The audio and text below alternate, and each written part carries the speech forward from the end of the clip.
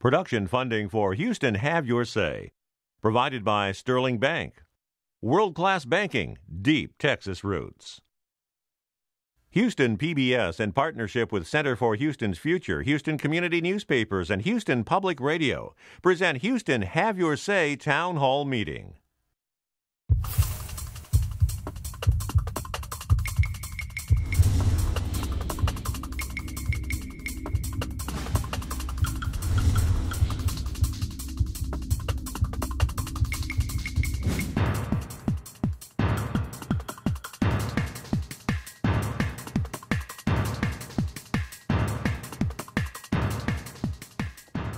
Healthcare reform has produced more spirited debate than any issue facing us today. In Harris County, any reform or lack thereof will have a unique impact in our region. We are home to the largest medical center in the United States with some of the most advanced research and medical treatments in the world. And yet we lead the nation per capita with the highest number of uninsured. No healthcare reform bills have been passed yet, but based on what we know, the goal is to bring costs down and extend medical coverage to the uninsured. Will reform provide health insurance to the 47 million who don't have it? Or will it create more government control and hurt our incentives for innovation and new medical technologies? Is there anything on these bills that will control costs? There are so many questions and many conflicting answers. Tonight we hope to take some of the politics out of the debate and stick to the facts. Healthcare reform and how it will affect us is the subject of tonight's Houston Have Your Say. But before we get started, we'd like to find out what you think about the issue of healthcare reform. Please grab your cell phone because in a few minutes we will ask you to use it to text in your response.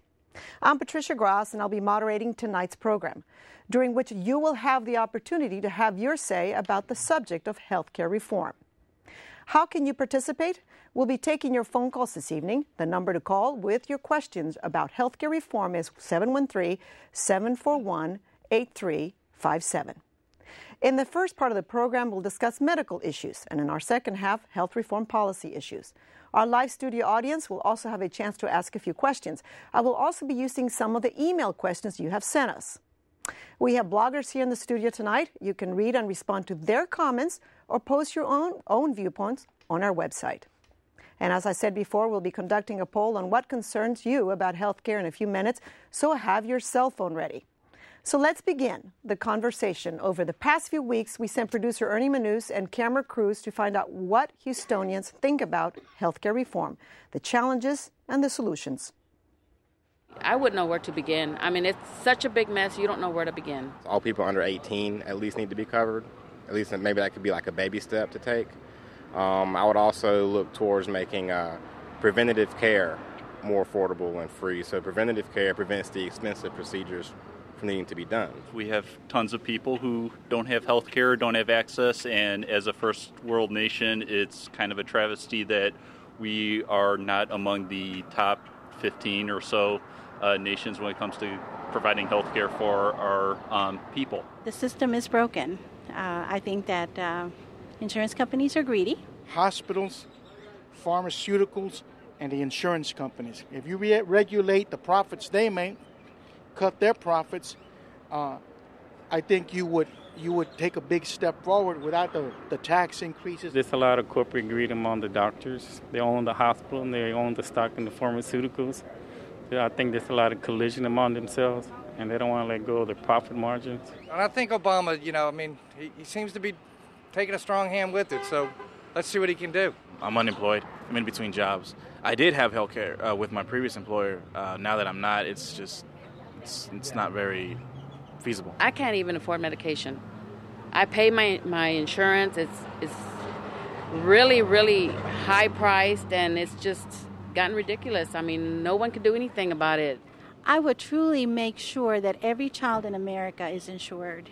I don't know how that's going to happen, and I know that it's going to involve tax money, but I think that it's worth it. Maybe empty out our emergency rooms and have the doctors maybe concentrate on trauma care rather than colds or flus or things like that, because I think a lot of people do go to the emergency room for those illnesses rather than go to a doctor because they have no insurance.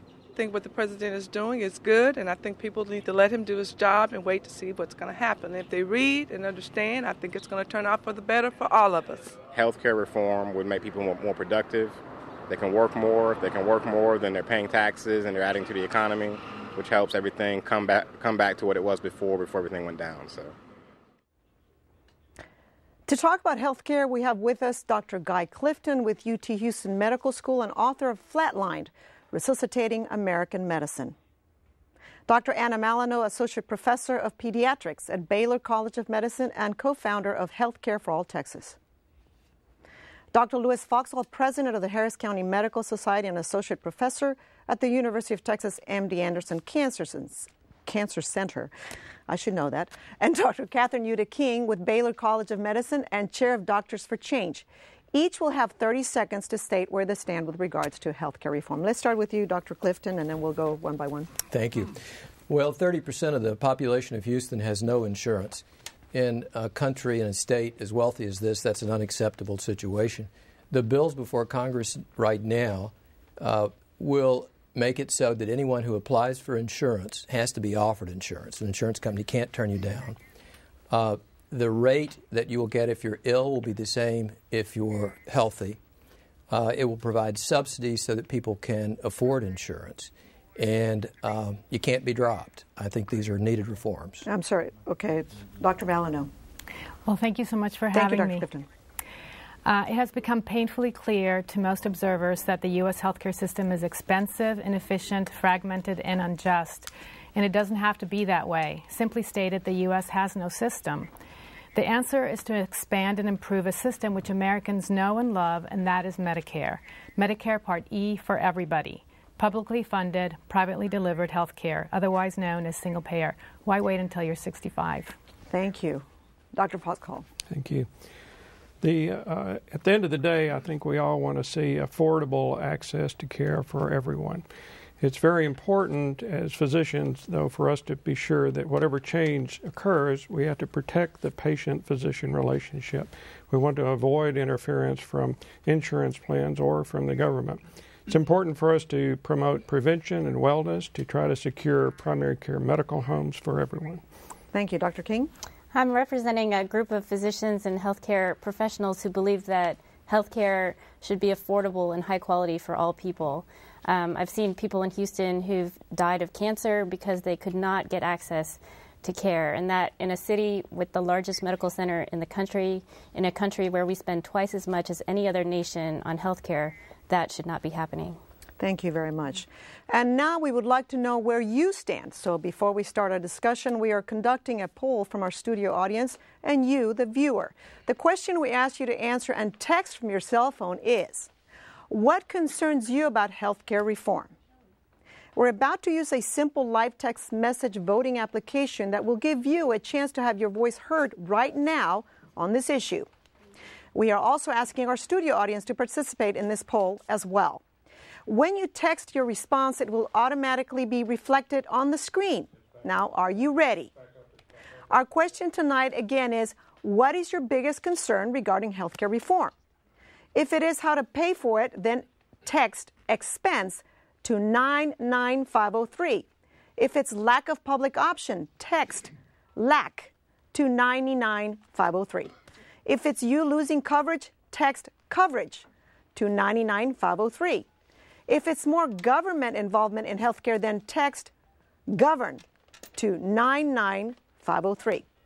Now, what is your biggest concern? We want to hear what you have to say. Text your response in right now by dialing 99503 and putting the corresponding word that reflects your concern about healthcare reform. We have the final tally on our website. Now back to our panel. I'd like to start with you, Dr. Guy Clifton, who wrote the book Flatlined, Resuscitating American Medicine. Obviously, we have a problem. We have to admit that. How did we get to this problem? And the system is obviously broken. How do we fix it? It started in World War II when insurance was attached to employment because there were caps on wages and prices, and so the only thing that businesses could do was offer insurance. So we developed a system where a huge number of the country work for large employers who have reliable insurance. But now about half the insured work for small businesses that can't afford it. So we have a lot of instability in the what's called the small group market, which is where most of the uninsured are. It was a series of decisions over time that nobody would have thought would work out the way it has. Okay. Dr. Malino, we have 1 out of 3 people uninsured in Harris County? Yes. Which is probably the highest in the country. How does that affect the medical system, the medical healthcare system here in Harris County? Well, it really is flooding the healthcare system. And what's happening is that not only do we have 1.6 million uninsured, but we also have many more that are underinsured. And so in some ways, it almost doesn't matter whether you're uninsured or you're poorly insured. Everyone is suffering. And the reason why we're suffering is because the costs are out of control. So whatever kind of healthcare reform we pass has got to include cost control. That's the only way we're actually going to be able to insure everybody, which is really what we need to do. Now, Lisa, we got some email questions, and Lisa asks, and I think this is something you can answer because you're a young doctor, you're just starting out. How important is prevention in containing cost? What are the incentives for doctors to keep people well?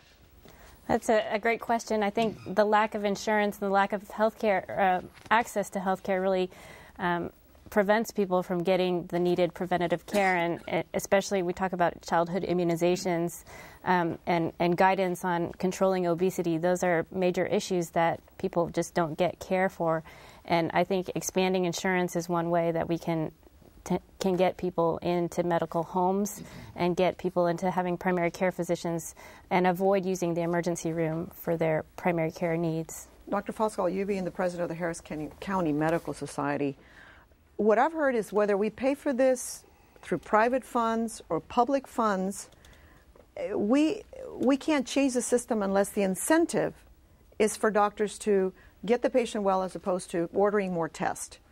What is your response to that? Because it seems that the incentive is order more, do more, but that doesn't necessarily lead to better outcomes. Well, there are great opportunities, I think, in looking at the way we compensate everyone in the system for what they do so that we align the incentives to reflect those things that everybody wants to do. Everybody wants to get up in the morning and do the best job they can for the patient. So it's important that the payments for those sorts of services track with that. That can include things like bundled payments for outcomes and other structures. It can include working with accountable healthcare organizations to set particular goals for outcomes and quality and strive to do that. So everyone needs to continually work to be accountable for what they do and to improve the quality of what they do so we can have the safest system that's efficient and effective and is accountable at the... It's called comparative effective research, right, Dr. Clifton? Comparative effective research. Tell me about that, and is there anything in these bills that would lead to that? Oh, there's already been a bill passed that has put quite a few billions of dollars into that kind of research, and it's really research into what works and what doesn't. You would be sad to find that in, for instance, cardiology, about 60% of the procedures done have never been subjected to really objective testing that would tell you which is the best thing to do, and that's one of the best studied areas of medicine. So we do not have benchmarks of quality. We have to pay for quality, but we have to know what it is if we're going to pay for it. This is another email question. Robert wrote, we would save on costs if we manage patients with chronic diseases. So are there any portions on these reforms that would address how to deal effectively with these types of patients? Anybody want to take that? Well, I can. I think that it is important to control the costs for chronic diseases, but mostly it's because what you want to do is to get people better. But when you're taking a look at how you're going to control overall costs, by doing chronic care management, that's not going to do it. Not even by fixing the physician fees, you're not going to do that. Really, what you need to do is to take a look at the overall healthcare system of how it's funded, how the insurance companies are taking the profits and the administrative costs, and that's really what's driving costs of our healthcare system. And so to look at small little pieces of it, I think it's important. It's important to look at chronic care. It's important to look at prevention. But really, when you're talking about controlling costs, you have to take a look at the big picture.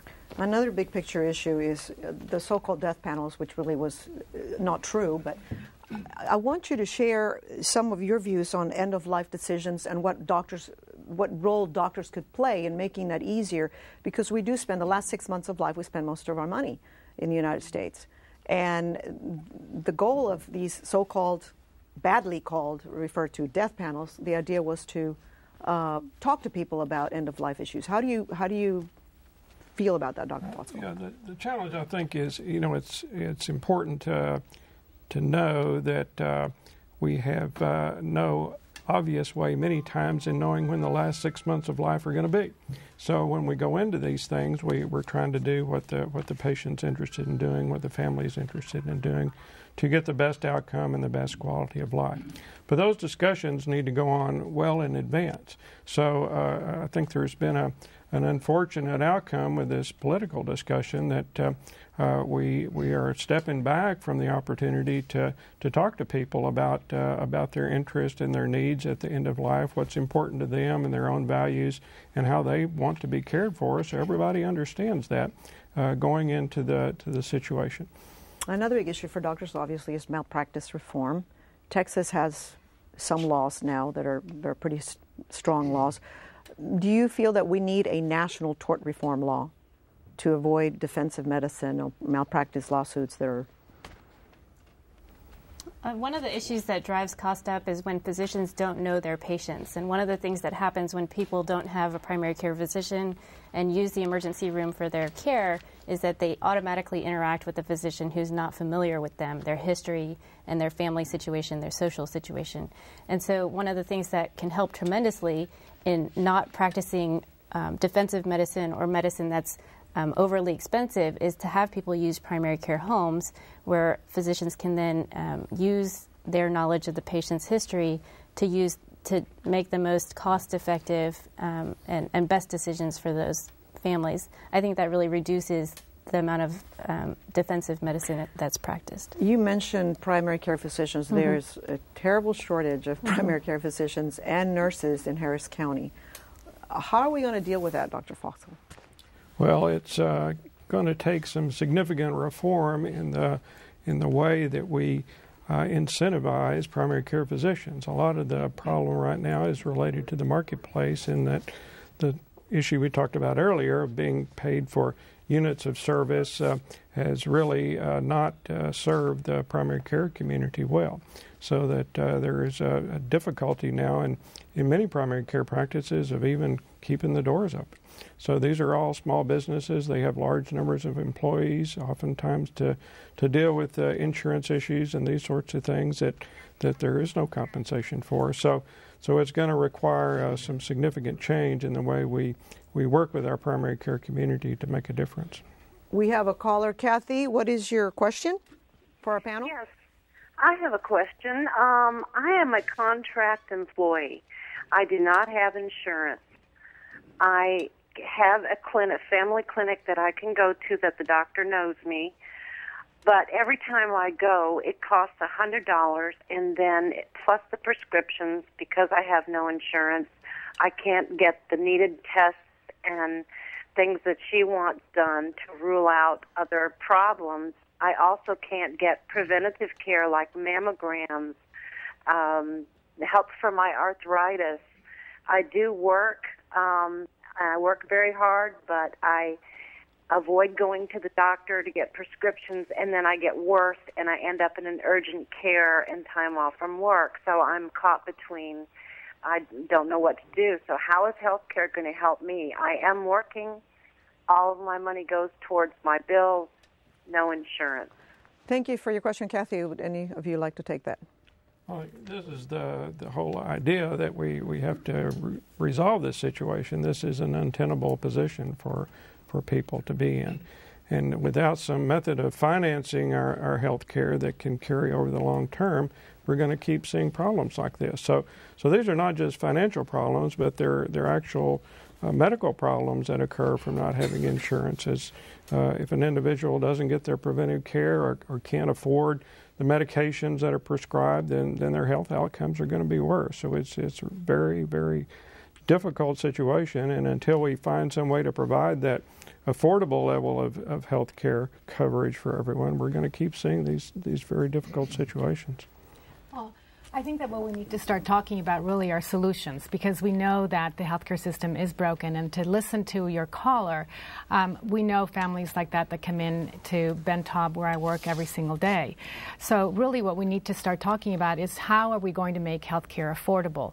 And what I said in my opening statement was that if we had a Medicare for all, a single-payer system, where people would pay from their payroll, just like we do for Medicare, and everybody would be covered. It wouldn't just be those over 65, but it would be those over 65 and those under 65. And so someone like your caller would be able to have a card and have access to go to her family doctor and to get the health care that she needs, the health care that she really deserves. And she has a right to that. People criticize that idea because they say Medicare and Medicaid are a mess and they're going to go bankrupt and they're not working. So how do you respond to those people? Well, I didn't say Medicaid. I said Medicare. Okay. And the two main government programs. No, you're right. Yes. You're right. The reason why Medicare is going bankrupt is because our healthcare system costs are out of control. And once we start to control those healthcare costs, then Medicare is going to have a much, much longer lifespan. So really what we need to do is to control healthcare costs. I'd like to point out that the bureaucratic costs of insurance companies, the multiple different systems of insurance in our country, add 30% to the cost of healthcare in this country.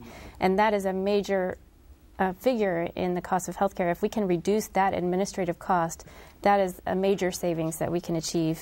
Dr. Clifton, in your book, you mentioned a lot of different solutions. Can you give us some examples of that? Sure. The problem with primary care, internal medicine, pediatrics, family medicine right now is that these docs are underpaid. It's pretty hard to talk about an underpaid doc in a system that's out of control, but in fact they are. And the reason is that they're paid basically $50 a visit and have to see 35, 40 patients a day to make about $150,000 a year after 8 years of medical school. You could easily, a primary care doc doing their job very well keeps the people out of the hospital unnecessarily and out of the ER unnecessarily because they manage disease well. 15% of adults, 30% of children admitted to a hospital shouldn't be there. Their diseases or illness should have been managed in a clinic. So the point is, if we ramp up primary care, I'm a specialist, but if you look at the whole area, if you ramp up primary care payment so that docs are paid essentially, say, a 30% bonus for keeping your patients healthy and out of the hospital, huge return on investment, increase in the workforce. Thank you. Cynthia is on the phone. What is your question, Cynthia, please? I'm wondering how they plan to prevent fraud of any new insurance when we already have overwhelming fraud with Medicare. Anybody want to take that question? Well, part of the problem is that we don't spend enough on fraud prevention in Medicare. The whole entire administrative budget of Medicare is only 4%, and that does include fraud prevention. And when you actually look at the real fraud in the United States, it isn't with Medicare. It really is with private insurance companies and then with pharmaceuticals. Now, we do have some examples of clinics that are working out different types of systems, and one of them that comes up is the Mayo Clinic. Would anybody like to address what they're doing right and maybe what we can learn from them? Sure, I can. I have a friend actually who works at the Mayo Clinic. The way they work is that they pay their physicians a salary. It's a set salary that does not change depending on how many procedures the physician performs or how many patients the physicians see. So that takes the incentive out of ordering extra tests or doing unnecessary procedures. And from what I hear, the physicians who practice there are very happy because they can focus on making their patients better and not so much on how much they're billing or not billing. So it's a good system that incentivizes health.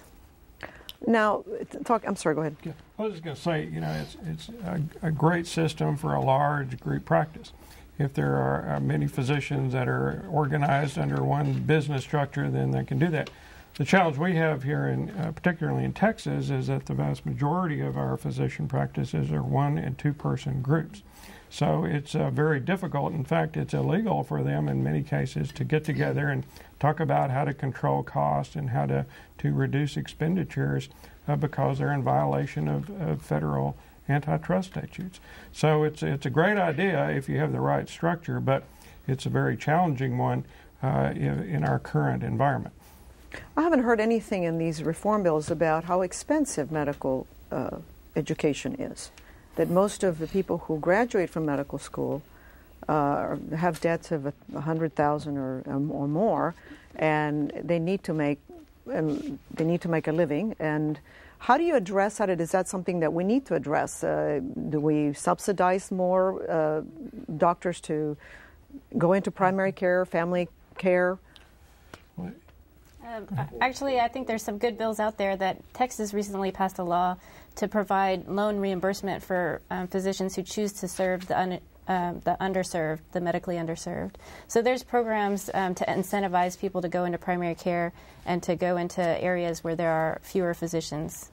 I was going to point out the same change that just occurred in our last legislative session, so that physicians who come out oftentimes with $200,000 of debt, which is much different from many other countries, are able to practice in those sort of settings and be able to have some help in paying off their loans at the same time. Do you feel that this system could ever be changed just by expanding health care to those who are uninsured and not have any government involvement? Is that possible? Well, we already have government involvement in over half of our medical system right now, so I don't think that's going to be possible. The challenge is trying to understand the right mix, and I think a pluralistic approach, but one that maintains patient choice and physician choice is where we're going to need to go.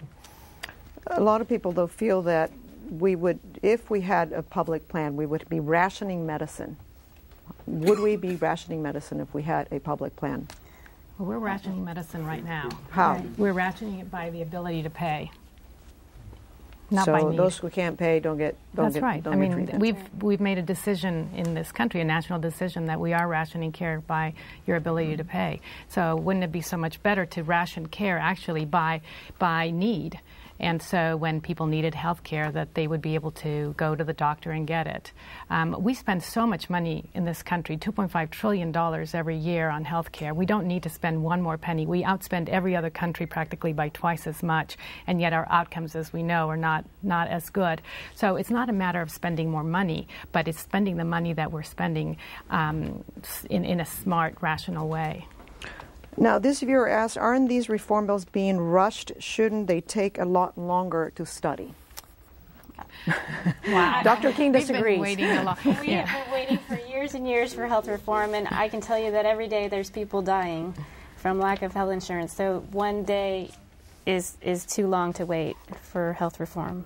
James is on the phone. What is your question, James?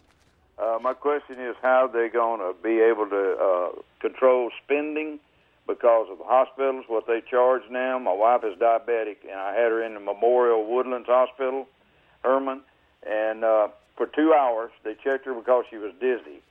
They run 2 tests on her head because of dizziness, equilibrium problem.